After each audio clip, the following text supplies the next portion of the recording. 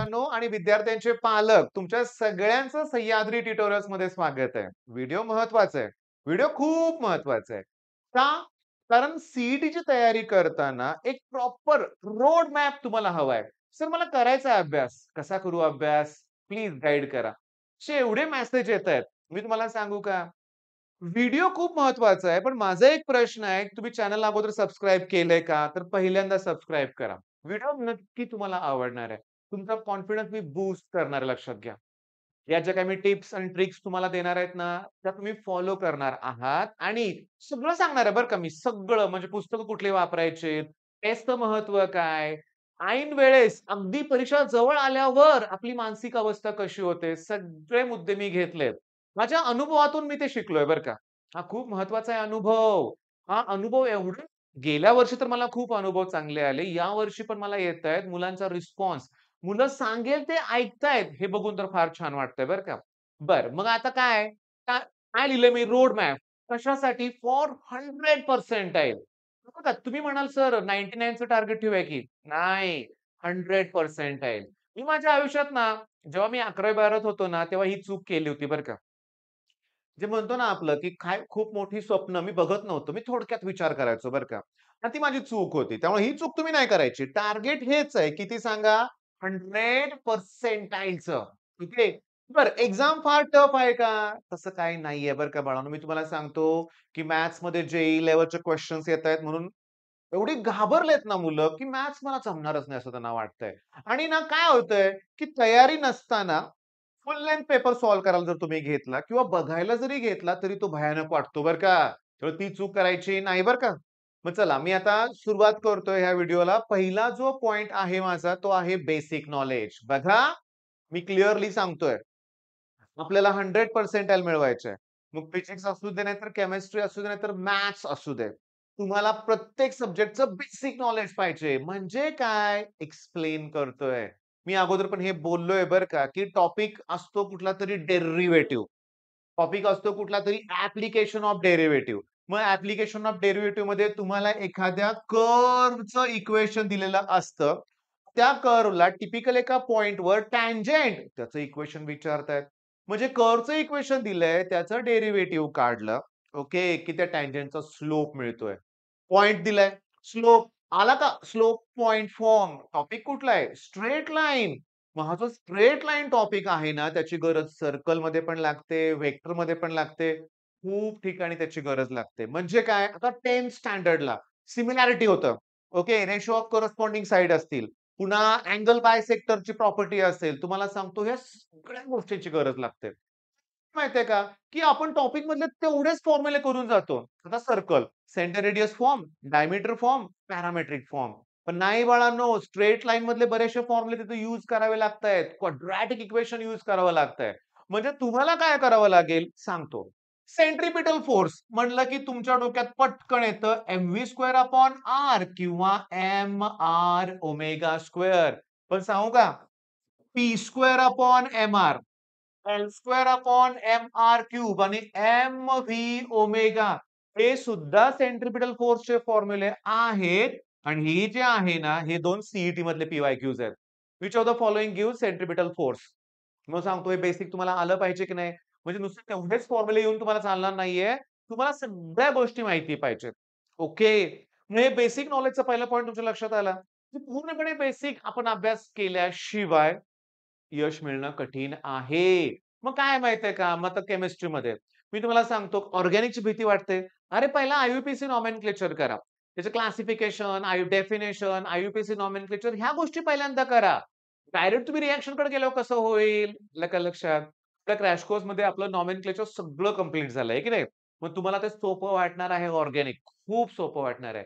आणि सांगतो मग बेसिक नॉलेजचा पॉइंट तुमचा क्लिअर झालाय, की वरवर अभ्यास करून होणार नाहीये. टार्गेट खूप मोठं आहे. आपल्याला व्यवस्थित अभ्यास करावा लागेल. ठीक आहे. नेक्स्ट सोर्स ऑफ क्वेश्चन हा अतिशय महत्वाचा प्रश्न आहे. तर माहितीये का लक्षात घ्या. सॉलिड स्टेट सारखा टॉपिक आहे. ज्याचे व्हिडिओ मी आपल्या ॲप्लिकेशनवर फ्री ठेवलेत हं. बघा. मला काल एका पालकांचा कॉल आला होता. त्यांनी क्रॅश कोर्स घेतला सुद्धा. पुण्यावरून ते पालक होते. ते मला काय म्हणले, की त्यांना सॉलिड स्टेटचा व्हिडिओ खूप आवडला. म्हणजे मी काय केलंय सांगतो. एक चूक आपण बघा, आपण एक टॉपर्स वेगळे असतात रे, त्यांची मेमरी काय वेगळीच असते. पण एक सर्वसामान्य लोक आहेत, बरोबर आहे. नॉर्मल स्टुडंट, एव्हरेज स्टुडंट म्हणूया आपण. बाकीचे आपल्याला एव्हरेज म्हणतात. असू दे. मेन पॉइंट काय आहे? आपल्याला नुसतं टेक्स्टबुक रीडिंग करून की नाही प्रश्न सॉल्व्ह होत नाहीत. मग ते टेक्स्टबुक रीडिंग करत असताना जर तुम्हाला आय-एम-पी क्वेशन म्हणजे पी-1 जर दिले तर ते लगेच पटकन लक्षात राहतील की नाही? मग आपलं सह्याद्री ट्युटोरियल हे ॲप्लिकेशन पहिला डाउनलोड करा. त्यावर फ्री कंटेंटमध्ये सॉलिड स्टेट बघा आणि मला माहिती आहे तुम्ही कोर्स नंतर पर्चेस करणारच आहे. ओके. बरं. मग इथे सांगतो सोर्स ऑफ क्वेशन म्हणजे तुम्हाला ना पी-वाय-क्यूज पाहिजेत. At any cost. At any cost तुम्हाला पी-वाय-क्यूज पाहिजेत आणि त्याही पी-वाय-क्यू तुम्ही 21, 22, 23 आणि 24 केमिस्ट्रीसाठी एवढ्याच पी-वाय-क्यू सफिशियंट आहेत बरं का. ह्याच्या मागे जाऊ नका. नको. त्यावेळेस पोर्शन वेगळा होता. पण मी तुम्हाला सांगतो, की फिजिक्सच्या साठी मात्र पूर्ण जेवढ्या पी-वाय-क्यूज आहेत सिलेबसवर बेस तेवढ्या सगळ्या केल्या पाहिजेत. आणि मॅथ्ससाठी आम्ही काय करतोय माहितीये का, की आम्ही लेटेस्ट पी-वाय-क्यूज तर घेतोय 21 आणि 24 पर्यंतच्या. पण त्यातनं तुम्हाला सांगतो लक्षात घ्या, थोडे जेईई लेव्हलचे प्रश्न जर इन्क्लूड केले तर बरं होईल. पण रिअॅलिटीमध्ये करूया काही गरजच नाहीये. तुम्ही फक्त एवढे पी-वाय-क्यू जरी सॉल्व्ह केले या वर्षातले मॅथ्सचे, बास होतंय. मग तुम्ही शोधा. कमेंटमध्ये तुम्ही मला सांगा हे पी-वाय-क्यूज कुठे मिळतील? मी सांगितले बऱ्याच वेळा, पण तुमची गरज आहे. की सोर्स ऑफ क्वेशन कोणते आहेत? पी-वाय-क्यूज कुठून मिळतायत? मार्स ॲप्लिकेशन आहे. बरेचसे ॲप्लिकेशन एक्झाम गोल बद्दल बोललोय मी अगोदर. मग दुसरं काही प्लीज करू नका रे. मी काही पब्लिकेशनची नावं घेऊ शकत नाही इथं, पण सांगतो. हायर लेव्हलचे क्वेशन्स दिलेत. एकेका टॉपिकमध्ये 500-500 प्रश्न दिलेत. होणार आहे का? पी-वाय-क्यूज करा ना, ते आहे तसे रिपीट होतात. मला इतका आनंद होतोय ही गोष्ट सांगताना, की ह्यातलेच प्रश्न तुम्हाला ह्यात दिसतायत. हां. मग आता यातलेच प्रश्न तुम्हाला 2025 मध्ये दिसणार आहे. कॉन्फिडेंटली सांगतो तुम्हाला. की क्रॅश कोर्सच्या मुलांना एवढा कॉन्फिडन्स असणार आहे, की पेपरमध्ये प्रश्न सगळे ओळखीचे दिसणार आहेत. सॉल्व्ह केलेले प्रॉब्लेम असणार आहेत लक्षात घ्या. पण मग सगळ्यांचा रिझल्ट लागतो का? नाही. ऐकलं पाहिजे माझं. मी तुम्हाला सांगतो, मी नेहमी सांगत आलोय बरं का, की रिव्हिजन हा एक पॉइंट इम्पोर्टंट आहे बरं का. कुठला पॉइंट इम्पोर्टंट आहे? रिव्हिजन. मी तर स्टार करतोय का हा वेगळाच पॉइंट आहे. R factor. रिव्हिजन. ओके. मी तुम्हाला सांगतो रिव्हिजन करा. ओके. तुम्हाला सांगतो, की कसं आहे, कितीही अभ्यास केला, रिव्हिजन केला नाही तर कॉन्फिडन्स वाढत नाहीये बरं का. ओके. मग हा पॉइंट क्लिअर झाला तुमचा, की आपल्याला पी-वाय-क्यूज करायचे आहेत फक्त बाकी काय करायचं नाहीये. बेसिक नॉलेज इम्प्रूव्ह करायचंय, मग पी-वाय-क्यू सॉल्व्ह करायला घ्यायचं. डायरेक्टली पी-वाय-क्यू सॉल्व्ह करायला मुलं घेतात. नाही होत मग फिजिक्स फार अवघड वाटतं. ओके. त्याच्यानंतर गाईडन्स. मी आहे ना. मी आहे तुम्हाला गाईड करण्यासाठी. रोज डेली टार्गेट मी तुम्हाला देतोय. मी काय करायचं, कसं करायचं हे सांगतोय तुम्हाला. पण डोळे मिटून माझ्यावर विश्वास ठेवला पाहिजे. आता आम्ही ना मला एक आयडिया सुचली काय बघा, नीट लक्ष द्या. आता क्रॅश कोर्सला मुलं रोज जॉइन होतात बरं का. ओके आणि ते मला विचारतात, की पाठीमागचा बॅकलॉग कसा भरून काढू? मला जे सुचलंय तुम्हाला सांगतो. तुम्ही ठीक आहे आता क्रॅश कोर्सला ॲडमिशन घेतलं, तर पहिला पॉइंट काय, की दर रविवारी जी आपली टेस्ट असते ना, त्या टेस्टला ना मी अगोदर झालेला टॉपिक मी घेत असतो. मग तुम्ही at any cost regular videos बरोबर ज्याची टेस्ट आहे, तो टॉपिक फिनिश करायचा. मग 4 आठवड्यातच 4 जुने बॅकलॉगचे टॉपिक कव्हर होतील. मग महिन्यात सगळा बॅकलॉग कव्हर होईल. तसंच तुम्ही म्हणाल ना, सर 2 दिवसात करायची माझी तयारी आहे. नाही होणार. मी तुम्हाला बरं, आता बॅकलॉग झालाय म्हणून थांबायचं का मग तसंच? अजून उशीर करण्यात काय अर्थ आहे का? बिलकुल अर्थ नाहीये लक्षात घ्या. त्याच्यामुळे माझं तुम्हाला म्हणणं काय आहे बघा, आता गाईडन्स बद्दल बोलतो मी. बॅकलॉग हा एक पॉइंट आहे. त्याच्याबद्दल डिटेलमध्ये नंतर बोलूया आपण. पण सगळ्यात महत्त्वाचं मी तुम्हाला सांगतो. तुम्हाला ना घरातच एक मेंटॉर आहे. तुमची आई. हां. तुमची आई तुमचा छान अभ्यास करून घेत होती. मान्य करा 10वी पर्यंत. पण 11th-12th मध्ये थोडंसं आईकडून घेतला गेलेला नाहीये बऱ्याच मुलांचा अभ्यास. मी बऱ्याच पालकांशी बोलतो त्यातनं हे कन्क्लुजन काढलंय. माझी इच्छा आहे पालकांनी काय करावं, तर फक्त एवढं करावं, की मुलगा घरी आला ना, तो कंटाळलेला असतो. थोडंसं त्याला रेस्ट घेऊ दे. पण त्यानंतर एक हेल्दी डिस्कशन व्हायला पाहिजे. मी बरेचसे बघितलेत पालक, इथं ऑफिसमध्ये येऊन दंगा करणारे पालक बघितलेत. मुलांच्यावर ओरडणारे पालक बघितलेत. हा मूर्खच आहे, ह्यानं काही केलंच नाहीये, ह्याची बहीण मात्र ती हुशार आहे, तिला मला काही सांगावं लागत नाही, ह्याला पुढं डोकं आपटावं लागतंय. आणखीन एक पालकांचा, आईचा फेव्हरेट डायलॉग असतो. ह्याच्यासाठी मी माझ्या करिअरचा त्याग केला. मी तुम्हाला सांगू का हे वाक्य ऐकतो मी, मला ऐकायची सवयच झाली मी सांगतो काय करायचा असा प्रश्न पडतो. पण जेव्हा मी आईचं हे वाक्य ऐकतो ना, की याच्यासाठी मी माझ्या करिअरचा त्याग केला ना, तेव्हा मला एक पिक्चर आठवतो रे, तारे जमीन पर. तुम्हाला आठवतंय का? त्यात पण एक तो छोटासा हिरो होता. तिच्या आईचा पण तोच डायलॉग होता, की तो जॉब वगैरे तिने सोडलेला असतो त्या मुलासाठी, पण तो जो छोटा आहे ना, तो पूर्ण डिस्टर्ब असतो. मुद्दा असा आहे, की मला म्हणायचंय काय, की सगळेच पालक असे नाहीयेत बरं का. मी खूप छान पालक बघितलेत, अभ्यास करून घेणारे. मग इथं मुलगा म्हणजे स्टुडंट आणि आई, वडिलांकडे वेळ नसतो रे. बिझनेस, नोकरी खूप व्याप असतात. पण आई, मग तुम्ही म्हणाल, "आईला काय व्याप नसतो का थोडाफार?" बराच व्याप असतो. मी पण हे मान्य करतोय. पण मी म्हणजे बघा तुमचे ऑफलाईन, ऑनलाईनचे शिक्षक, स्टुडंट आणि पालक. हा जो ट्रायंगल आहे ना, हाच आपल्याला यशाकडे घेऊन जाणार आहे. त्यात एक कोऑर्डिनेशन असलं पाहिजे बरं का. आणि मी तुम्हाला रोज डेली गाईड करतोय तुम्हाला माहिती आहे ना.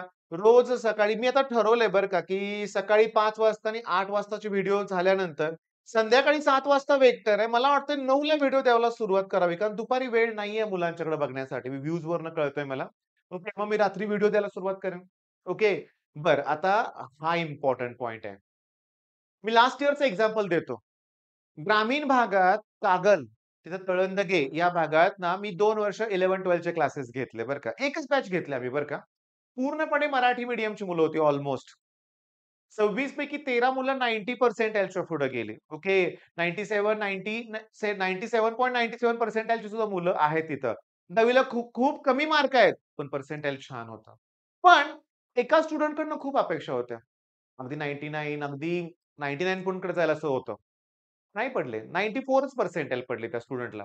मग 94 वर त्याचे पालक खुश होते. ओके. पण आम्हाला माहिती आहे हे काय चुकलं सांगतो. मग क्रॅश कोर्सच्या टेस्ट तो स्टुडंट देतच नव्हता. मग आम्ही विचारायचो, "टेस्ट का दिली नाही?" "नाही सर भीती वाटते. अजून अभ्यास झालेला नाहीये. सर अजून अभ्यास नाही झाला. मी अभ्यास कंप्लीट करतो आणि नेक्स्ट टेस्ट देतो." परत टेस्ट दिलीच नाहीये. फुल लेंथ टेस्टचं बोलतोय मी. आपल्या क्रॅश कोर्समध्ये 100 पेक्षा जास्त टेस्ट होतात लक्षात घ्या. टॉपिक वाईज होतात. त्यात झाल्या 74 सगळे मिळून टॉपिक. पुन्हा ग्रुप टेस्ट होते. ठीक आहे. त्याच्यानंतर फुल लेंथ मॉक टेस्ट होतायत. मग केवळ टेस्ट न दिल्यामुळे स्कोर कमी आलाय. आणि मी तुम्हाला सांगतो, काही मुलं जे ऑफलाईनला माझ्याकडे इथं मुलं आहेत, त्यांना समोर बसवून मी टेस्ट देऊन घेतलेत. द्यायचीच टेस्ट म्हणून. काय होऊ दे किती अभ्यास कमी. पण त्या मुलांनी टेस्ट दिल्यामुळं पुन्हा एनालिसिस करता आलं. टाईम मॅनेजमेंट लक्षात आली आणि मग रिझल्ट चांगला लागलाय रे. तुमच्या लक्षात आलं का? ओके. त्यामुळे सगळ्यात इम्पोर्टंट फॅक्टर आहे टेस्ट. मी पी-डब्ल्यूचे जे राजवंत सर आहेत त्यांचा पण एक व्हिडिओ तुम्हाला बोललोय मी मागं, की ते म्हणले, की "काय फेफड़े फूल जाते बोल-बोल के, की टेस्ट दो, टेस्ट दो." नाहीत टेस्ट देत मुलं. सगळ्याच ऑनलाईन प्लॅटफॉर्ममध्ये हाच एक मेन प्रॉब्लेम आहे, की कोर्स तुम्ही घेताय, अभ्यास तुम्ही करताय आणि टेस्ट द्यायच्या वेळी गळाटताय. किंवा मी अजून बघितलंय टेस्ट ऑटो सबमिट होतायत त्यांच्या मुलांच्या बऱ्याचशा.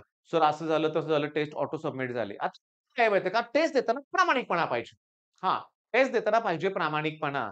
मी आणखीन YouTubeवर एक आहेत अभिषेक सर केमिस्ट्री त्यांचा पण मी एक चॅनलवर एक व्हिडिओ बघितला होता. ते पण म्हणले. त्यांनी त्यांचं ना बघा सगळेजण क्लास प्लस ॲप वापरतात बरं का. मग त्यांनी त्या टेस्टचं एनालिसिस दाखवलं होतं. ठीक आहे बोर्डवर. त्याचा जो टॉपर होता ना त्या टेस्टमध्ये 1.5 मिनिटात 50 प्रश्न सोडवले होते. 50 पैकी 50 मार्क. ते सर त्या म्हणत होते, की "हमें भी बताओ कैसे किया ये?" मेन पॉइंट काय, काय घोळच केलाय तुम्हाला माहिती आहे, की कसं आहे एका मुलाने टेस्ट द्या, ठीक आहे. आता ह्या गोष्टी मी तर सांगत बसत नाहीये. मुलं चुकीचं वागतायत. प्रामाणिकपणा पाहिजे आयुष्यात लक्षात घ्या. खोट्या मार्गाने, चुकीच्या मार्गाने मिळवलेली कुठलीही गोष्ट काही उपयोगी ठरणार नाही आयुष्यात हेही लक्षात घ्या. ओके. मग चला हा फॅक्टर तुमच्या लक्षात आलाय टेस्ट. त्याच्यानंतर मी तुम्हाला सांगतो लक्षात घ्या कन्सिस्टन्सी. नव्याचे 9 दिवस असं म्हटलं जातात.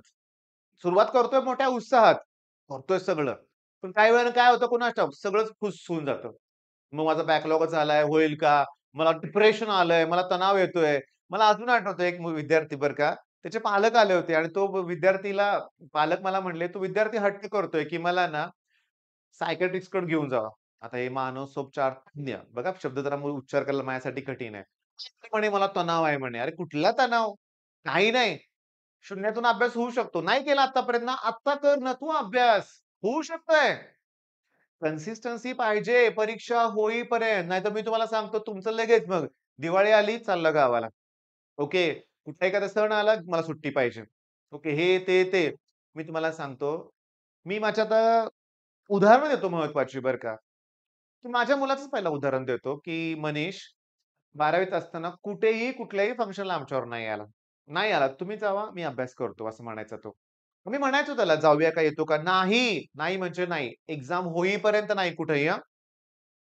कन्सिस्टन्सी पाहिजे. त्याग करा. नाहीतर मी तुम्हाला सांगतो तुम्हाला एन्जॉयमेंट पण पाहिजे असेल, कम्फर्ट झोनमधून बाहेर पडा. त्याशिवाय नाही होणार. त्याच्यामुळे हा शब्द कन्सिस्टन्सी. ते दिवाळीच्या सुट्टीत सुद्धा माझ्याकडे अभ्यासाला येणारी मुलं आहेत. मी काय म्हणतोय सकाळचा दिवस करा एन्जॉय. जेवण वगैरे केल्यानंतर दिवसभर वेळ आहे. असं आहे का, की नाही मी आता सुट्टी घेतली, मी पूर्णपणे अभ्यास बंद करणार. इथं कन्सिस्टन्सी ब्रेक होते मी बघितलंय. हां, आठवडाभर सुट्टी घ्या दिवाळीची. ऑफलाईन क्लासेसची सुट्टी नसते. सगळीकडे सुट्टी असते तुम्हाला. पण अभ्यास का थांबवायचा आहे?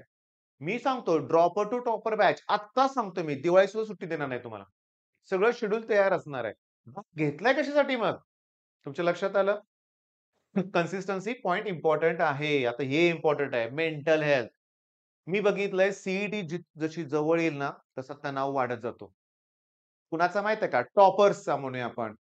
15 मिनिटं बडबड करतोय बरं का. अजून थोडा वेळ मी बोलणार आहे लक्षात घ्या. हा पॉइंट तर अतिशय इम्पोर्टंट आहे. Mental health. का सांगू का तुम्हाला मी? तणाव येतो. मी केलंय सगळं, पण मला आठवेल का? मी खूप चांगला अभ्यास केलाय, पेपरमध्ये मला जमेल का? आपलं जे मन आहे ना, हे पॉझिटिव्ह थिंकिंग कमी आहे, निगेटिव्ह थिंकिंग आणि ओव्हर थिंकिंग जास्त करतं.